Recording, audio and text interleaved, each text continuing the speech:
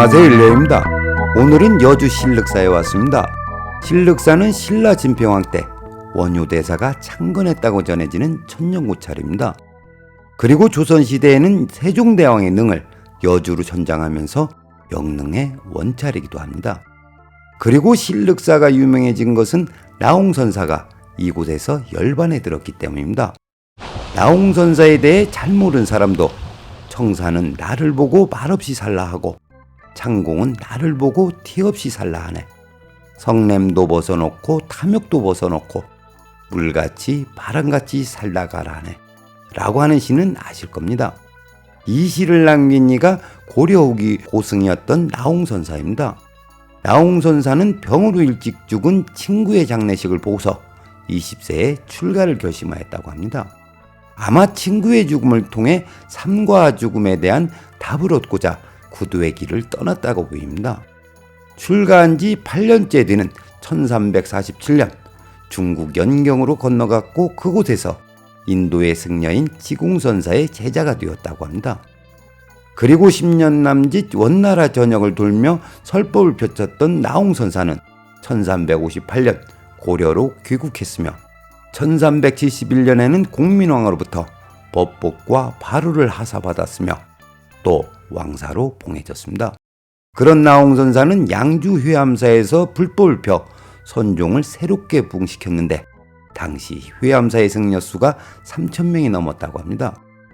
그런데 나홍선사의 든든한 버팀목이 되었던 공민왕이 죽고 실권 없는 우왕이 권좌에 오르자 나홍선사를 시기하는 무리가 생기기 시작하였습니다. 그들은 다름 아닌 신흥사대부였습니다. 그 결과 대간의 탄핵으로 밀양 영원사로 이주 명령이 내려졌습니다. 말이 좋아 영원사로의 이주이지 그것은 귀양과 다르지 않았습니다. 귀양 가는 길에 병세가 유중해 백길로 이곳 신륵사에 도착했고 잠시 머물렀습니다. 불과 며칠을 머물렀을 뿐인데 호송을 책임지는 관리들이 출발을 재촉하였다고 합니다.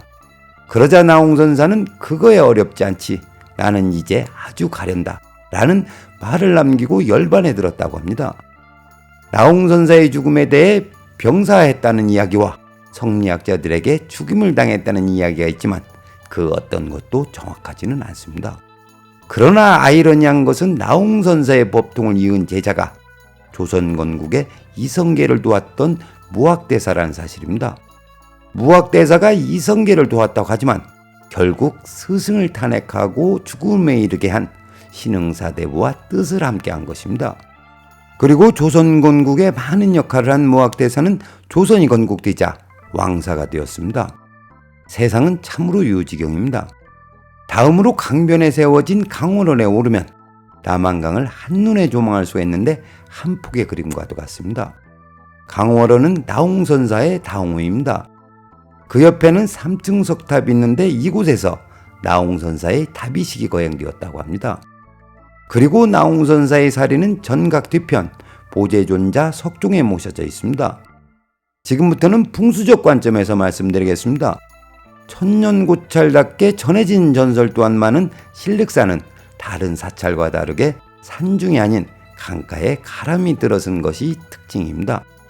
그리고 복미산을 주산으로 삼은 신륵사 앞에는 남한강이 흐르고 있기 때문에 많은 사람이 전형적인 배산임수형 명당이라고 합니다.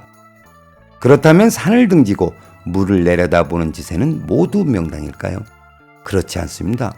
진열이 있을 수 있다는 이야기지 배산임수라고 해서 무조건 명당은 아닙니다.